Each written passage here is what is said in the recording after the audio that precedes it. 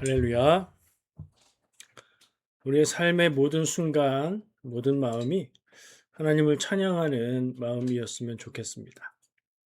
좋을 때, 행복한 일이 있을 때, 힘들 때, 어려울 때에도 하나님을 찬양할 수 있고, 감사할 수 있고, 그래서 그것을 다 이기며 사는 여러분, 우리의 삶이 되었으면 좋겠습니다.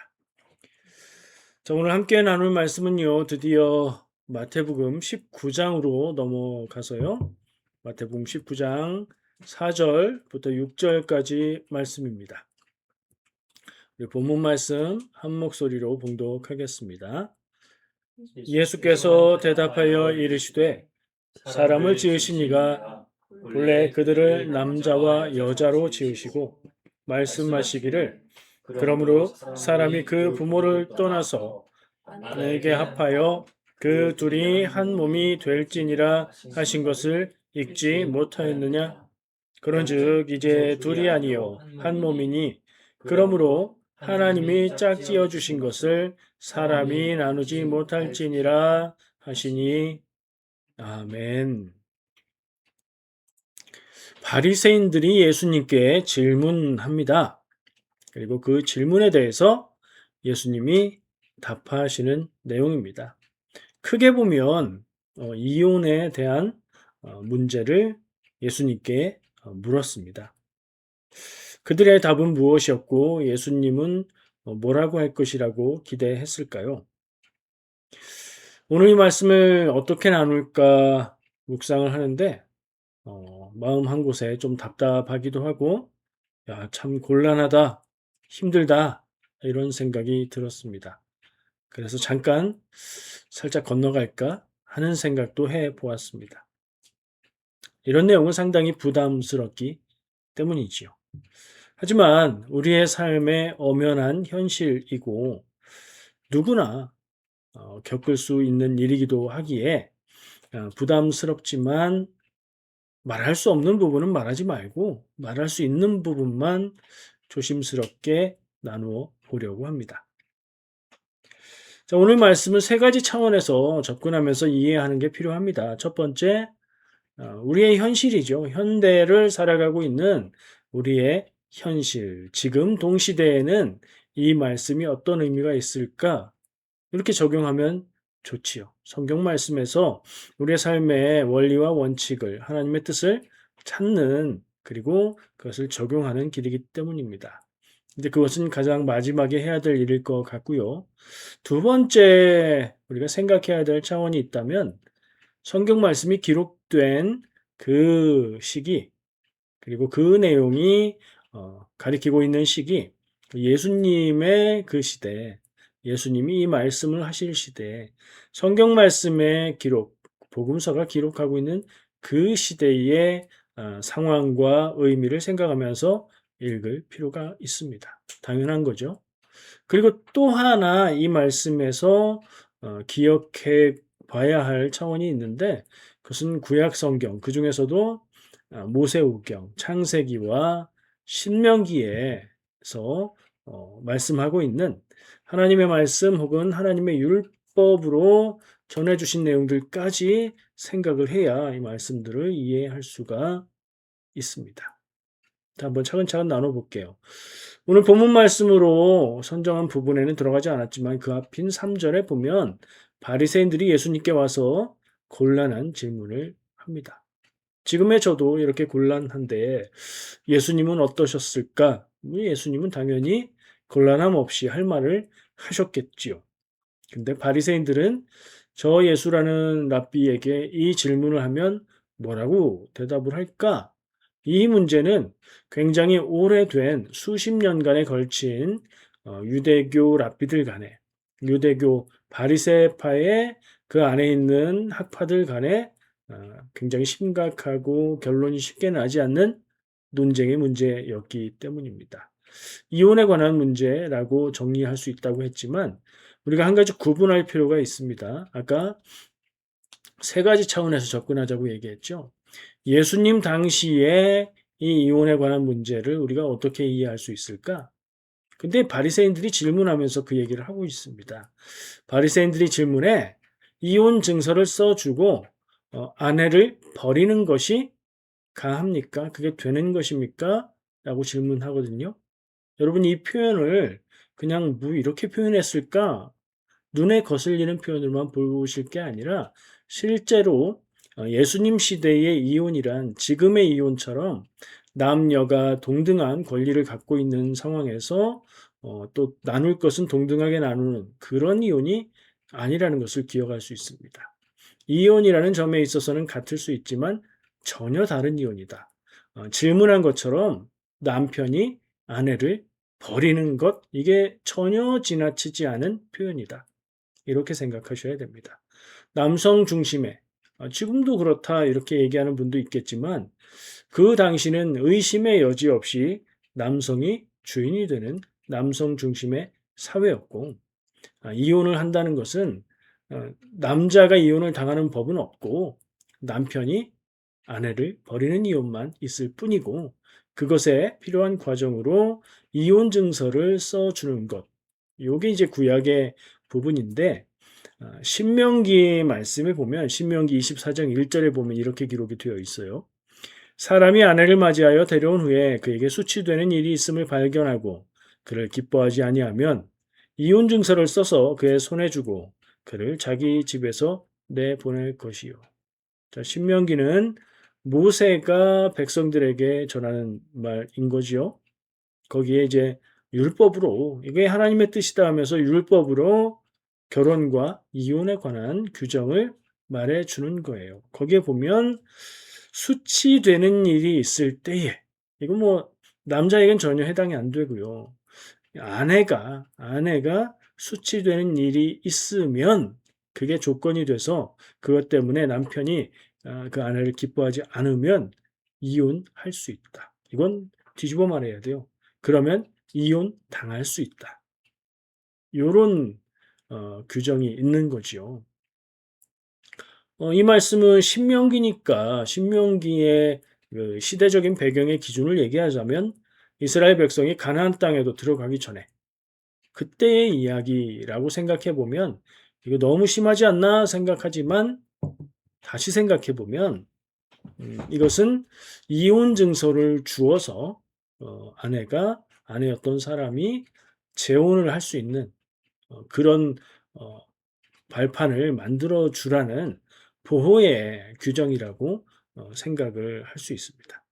그러니까 신명기에서 말씀하시는 이유가 무엇인지 예수님 시대의 상황은 어떻고 예수님의 말씀이 무슨 뜻인지 이것을 그냥 말 그대로 문자 그대로 이해하면 전혀 다른 이해를 하게 될 수 있습니다. 바리새인들이 이 규정을 가지고 물은 겁니다. 어떻게 모세법에는 그 율법을 모세법이라고 불렀고요. 모세법에는 이혼 증서를 써서 주고 이혼할 수 있다고 했는데 선생님은 어떻게 생각하십니까? 자, 접근이 어떻습니까? 질문의 접근이 이 규정의 율법에 이혼할 수 있다라고 되어 있으니까 이혼할 수 있는 거잖아요. 근데 선생님은 이거에 대해서 어떻게 생각하십니까? 당신은 그렇게 사랑을 이야기하는 분인데 뭐라고 대답하시겠습니까? 그리고 아까 제가 기나긴 논쟁이 있었다고 했죠. 들어보셨을 거예요. 힐렐 학파, 샴마이 학파. 이 두 사람은 랍비의 시족격인 사람이에요. 그 당시에는 랍비라는 개념이 없었는데 그 둘로 인해서 바리새파 안에서 율법을 적용하고 말씀을 해석하는 기준들이 생겨났고 근데 입장이 달랐어요, 서로. 제가 좀 찾아보니까 샴마이 학파에서는 수치되는 일, 아까 그 신명기 24장 1절에 이혼의 사유가 되는 수치되는 일을 성적인 부도덕, 즉 간음, 바람을 피웠을 경우에 남편을 두고 다른 남자와 관계를 했을 경우에만 이게 수치되는 일이다라고 해석을 해요. 그러니까 엄격하게 적용을 하는 거죠. 그러면 결론이 어떻게 되겠습니까? 아내가 뭐 남편이 마음에 안 든다고 이혼할 수 있습니까? 안 되는 거예요. 간음의 일이 아니고서는 이혼할 수가 없다로 적용이 되는 거예요. 근데 힐렐 학파는 이걸 광범위하게 적용합니다. 이 아까 얘기한 수치되는 일을 어떻게까지 적용하냐면 음식을 하는데 음식을 잘못하고 음식을 태웠다. 남편이 다른 여자를 더 예쁘다고 생각하고 다른 여자를 좋아하게 됐다. 이런 것까지도 이혼의 사유가 될 수 있다. 이렇게 얘기했다는 거지요. 실제로 이런 주장들을 했었고 이런 사유로 이혼을 했다는 증거지요. 예, 그것을 뒷받침해주는 그런 해석을 했다는 거예요. 그러면 이거는 무슨 뜻이에요? 어떻게 적용되는 거예요? 남편이 부인이 마음에 안 들면 남편 마음대로 이혼이 가능했다는 얘기죠. 같은 하나님의 말씀, 하나님의 율법을 놓고 해석이 달라지면 완전히 반대의 결과가 나오게 되는 것이에요. 그래서 해석이 중요합니다. 정말 하나님의 뜻에 맞는 해석이 무엇이냐를 생각해야지 자기 뜻에 맞게 자기 생각대로 자기 기준으로 하나님의 말씀을 해석하면 이렇게 완전히 반대의 결론이 나올 정도로 엉뚱한 해석을 할 수 있다는 걸 우리가 항상 기억해야 합니다. 그러니 나는 말씀을 그대로 믿어라는 것은 아무 의미 없는 말입니다. 그 말씀이 전하는 바를 해석해서 적용할 수 있기 때문이지요. 말씀을 그대로 믿어라고 얘기하는 사람들조차도 자기 나름의 해석이 있고 그것을 말씀 그대로라고 생각하는 것뿐입니다. 바른 해석이 참 중요합니다. 아까 얘기한 대로 여기 말씀에서 말하고 있는 신명기 시대에 이야기하고 있는 이혼 증서를 써주고 이혼할 수 있다의 의미, 그리고 예수님 시대에 이혼이 있었던 그 상황과 의미, 그리고 현대 시대의 이혼이라는 것의 상황, 의미들이 제각각 다르다, 똑같지 않다, 그대로 일괄적으로 적용할 수 없다는 것을 우리는 깊이 생각해야 합니다. 그러면 이게 뭐 지금의 상황에 전혀 적용이 안 되는가? 말씀이 하나 더 있잖아요. 예수님이 오늘 본문에서 이야기하시는 말씀이 창세기 말씀을 인용하신 거거든요. 5절 말씀에 그러므로 사람이 부모를 떠나서 아내에게 합하여 그 둘이 한 몸이 될지니라 하신 것. 이게 구약성경 창세기 2장 24절에 기록되어 있는데 그 말씀을 읽어보지 못했냐? 이 말씀의 뜻을 모르냐? 이 말씀으로 너희들이 질문한 것에 답이 될 텐데 라고 얘기하시는 거예요. 그리고 6절 말씀은 그 말씀을 가지고 해석해서 답을 주십니다. 그런즉 이제 둘이 아니요. 사람이 결혼하면 둘이 아니라 각각이 아니라 한 몸이다. 둘이 아니요 한 몸이니 그러므로 하나님이 짝지어 주신 것을 사람이 나누지 못할지니라. 이건 예수님의 말씀이에요. 장세기의 말씀을 예수님이 이렇게 해석하셔서 적용했을 때의 결론은 뭐라고요? 하나님이 짝지어 주신 것이다. 결혼은 사람들이 마음대로 편리대로 그렇게 나누는 것이 아니다. 이거 어떤 상황에 적용해야 된다고요? 그 당시 예수님 당시 사회 상황 이혼이라는 게 그때 어떤 것인가? 여성이 권리를 주장할 수 있었던가? 이혼하고 나면 여성이 보장받는 게 무엇이 있는가라는 것까지 종합해서 고려해야 된다는 거예요. 아무것도 없어요. 이혼 증서 받는 것밖에 없어요. 재혼할 수 있다는 전제가 되는 이혼 증서를 받는 것뿐입니다. 그 이혼 증서조차 주지 않으면 그 여인은 먼저 결혼했던 그 남편의 계속해서 아내가 된 처지이므로 재혼도 못하는 거예요. 버림받게 되면. 그래서 그렇게 할 때는 이혼 증서를 써줘라 라고 율법에서 얘기했다는 거죠.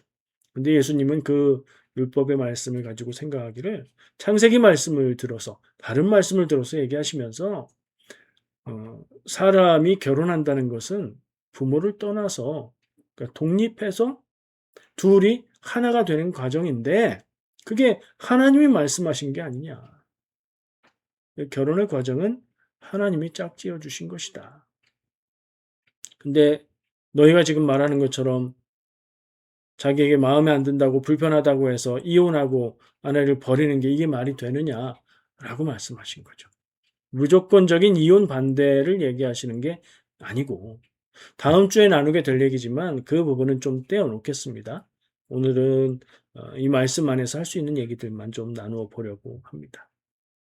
자, 그러니까 이 말씀들을 우리는 예수님이 어떤 생각을 하시면서 바리새인들의 질문에 대해서 어떤 뜻으로 답하고 계신가 하는 상황을 생각하면서 창세기와 신명기와 예수님 상황과 우리의 상황을 연결해서 생각해야 됩니다.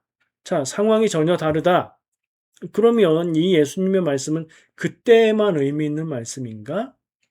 그럴 수는 없지요. 말씀을 읽으면서 그대로 적용할 수는 없다 해도 그 말씀의 의미들을 생각해 볼 때에 여전히 중요하고 의미 있는 것은 있는 거잖아요. 그것을 우리가 읽고 새겨 듣고 깊이 생각해야 하겠죠. 왜 이렇게 강조하느냐? 쉽게 판단할 수 있는 문제가 아니기 때문입니다. 사람들은 남 얘기를 쉽게 합니다. 나는 이혼하지 않고 살고 있어.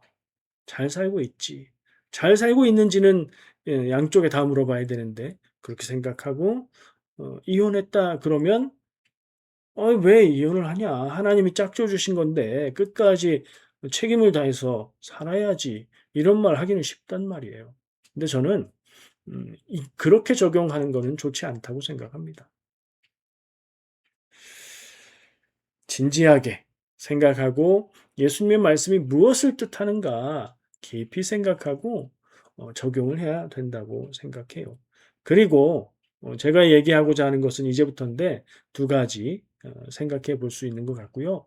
그 두 가지는 이혼이 된다 안 된다, 이혼이 옳다 아니다 이런 얘기가 아닙니다.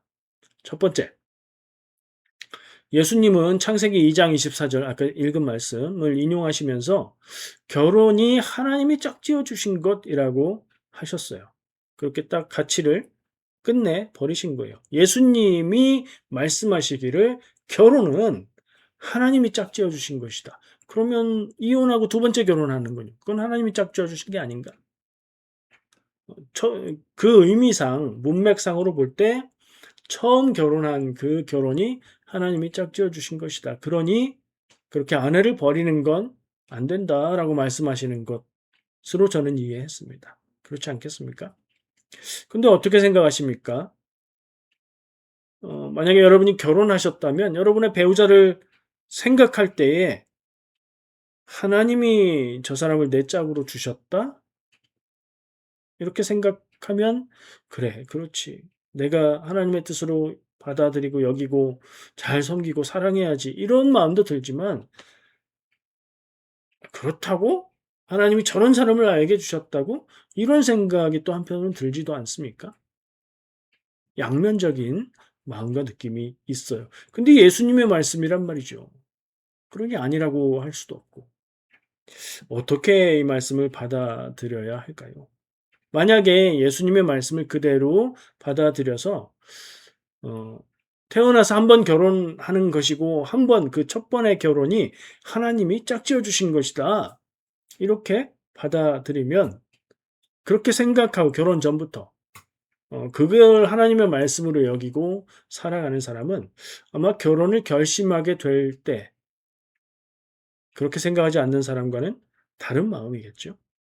또 하나님이 짝지어 주신 것이다 이렇게 생각하고 결혼을 했어요. 그 마음이라면 배우자를 대하는 마음도 그렇게 생각 안 하는 사람과는 완전 다르겠죠. 그렇게 생각하고 살아도 결혼의 위기는 찾아올 겁니다. 결혼의 위기가 찾아왔을 때 이런 때 등등등 모든 때에 있어서 배우자를 바라보고 대하는 마음과 생각과 태도가 다르겠죠. 좋은 쪽으로요. 마음이 그렇지 않을 때는요. 그러니까 원래부터 그런 예수님의 말씀도 들어본 적도 없고 결혼은 내가 좋은 사람 선택해서 사랑할 때 결혼하는 거고 그 사랑이 바뀌고 변하고 상황이 달라지고 나한테 잘못하고 그러면 이혼이지 뭐 이렇게 생각하는 사람의 마음과 태도는 정말 다르겠죠. 아까 얘기한 그런 태도와는. 근데 또 이런 질문을 할 수도 있습니다. 좀 지금까지 얘기한 것을 보면 하나님이 짝지어 주셨다는 생각이 성경적이고 하나님의 뜻이고 예수님의 말씀이고 그렇게 생각하고 사는 게 맞는 것 이라고 얘기해야 될 것 같은데 또 다른 한 반론이 있어요. 자, 결혼할 때 배우자가 아주 중요한 것을 속이고 결혼을 했다고 해 봅시다. 그것을 넘어서서 결혼을 했는데 사기나 범죄에 이용당한 결혼이라면 어떻게 해야 되겠습니까? 결혼 전에는 알 수 없었던 정신적인 문제가 있다는 것을 결혼 후에 발견했다면요. 그리고 그것이 개인의 노력으로는 도저히 극복할 수 없는 것이라면 어떻게 해야 될까요? 그래도 하나님이 짝지어 주신 것이어야 하나요?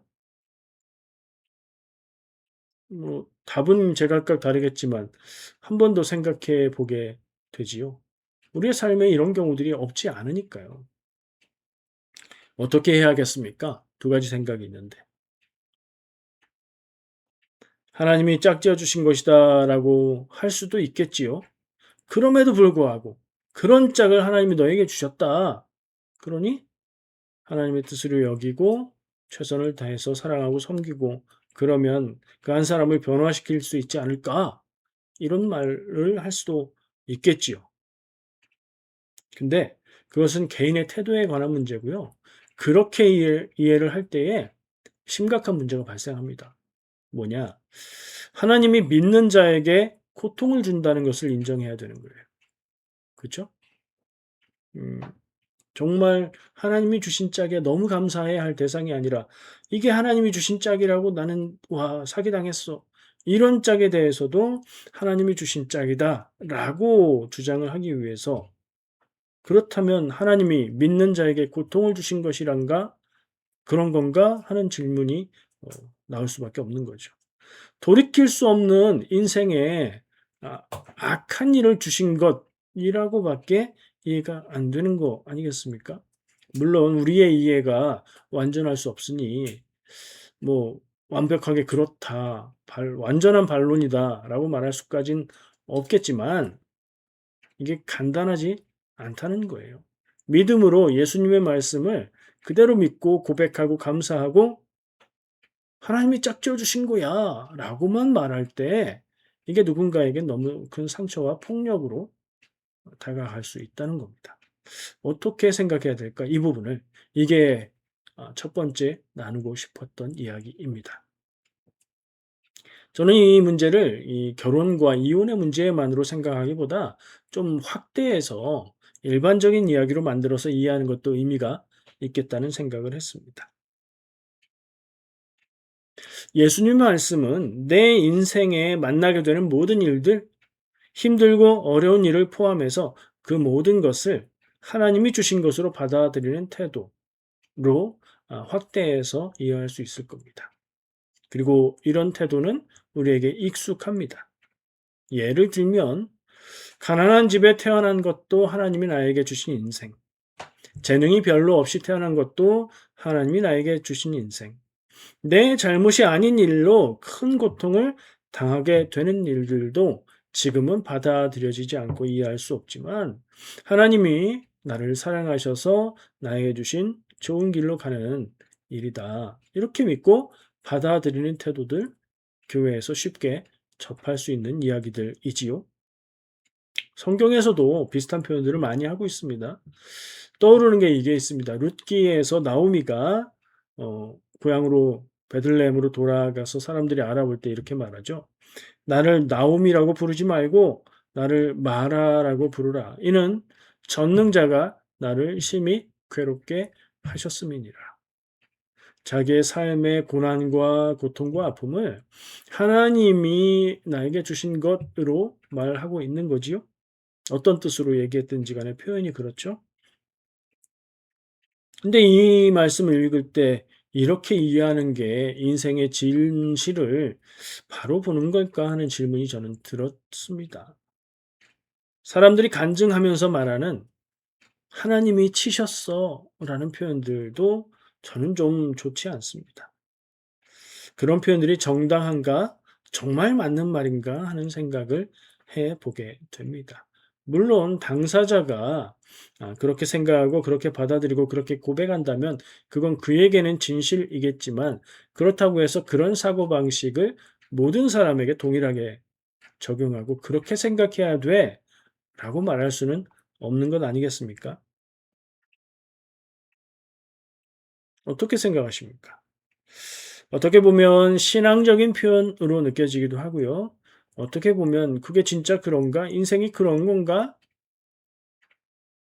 자기가 책임져야 될 일에 대해서 왜 하나님이 주신 거라고 그렇게 표현하지? 이런 생각이 드는 경우들도 있습니다.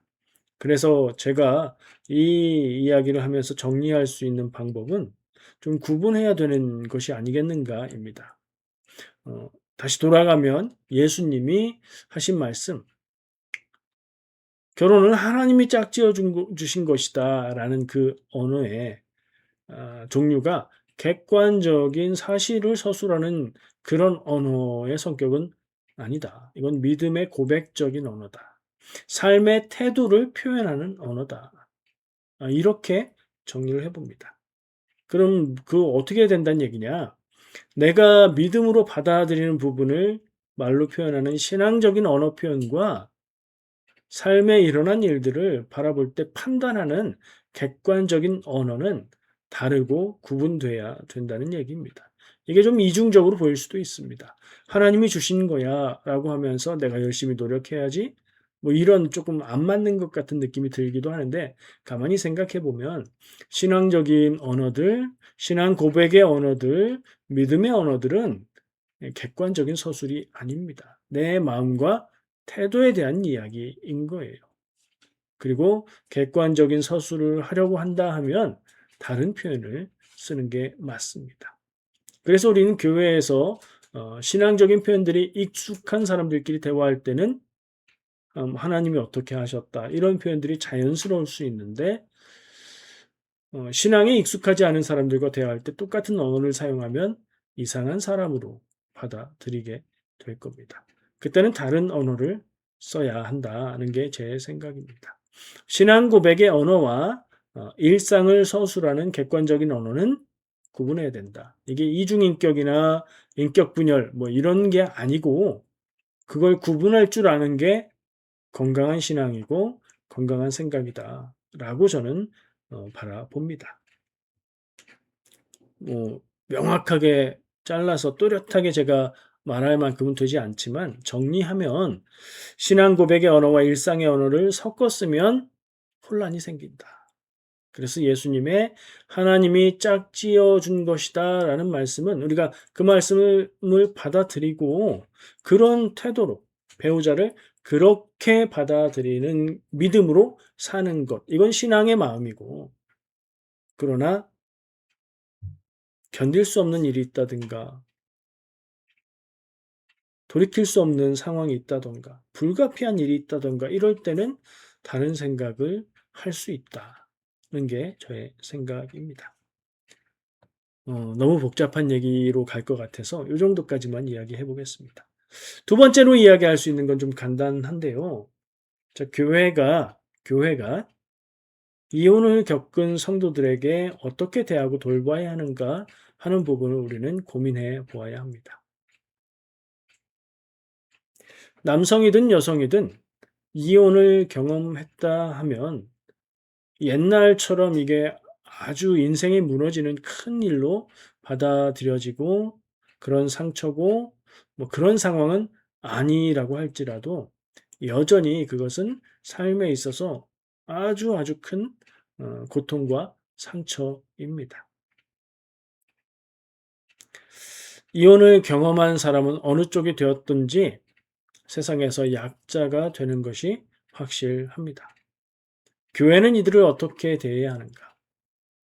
성도의 아픔을 품어주고 위로하고 회복시켜주는 역할을 해야 되지 않겠습니까? 당연한 얘기죠. 그게 무엇과 같다고 할 수 있을까요? 집과 같다고 말할 수 있을 겁니다. 내가 자녀로서 큰 잘못을 하고 큰 죄를 지었다 할지라도 집에서 부모님은 나를 안아주고 괜찮다고 해주고 그러는 것처럼 교회는 성도의 아픔을 먼저 생각하고 받아들이고 품어주는 집, 가정과 같은 공동체가 돼야 된다 하는 생각을 합니다. 말이 쉽지요? 정말로 그렇게 하기가 쉽지는 않습니다. 우리가 경험하지 않습니까? 내가 힘들고 어려운 일을 겪을 때, 마음이 아파서 말하기도 힘들고 기도하기도 힘들 때, 교회에서는 위로합니다. 당연히 위로하죠. 사랑하기 때문에. 근데 그 위로의 말들이 다 위로가 되지 않는 경험 해보지 않으셨습니까? 위로의 말인 건 알겠는데 오히려 더 힘들게 되었던 경험들 있지 않습니까? 우린 그 생각을 해야 되고요. 정말 아픈 일을 겪은 성도들을 대할 때에 이런 고려가 반드시 있어야 되고, 그래서 여기에 이 부분에 마음을 쓰고 노력을 해야 됩니다.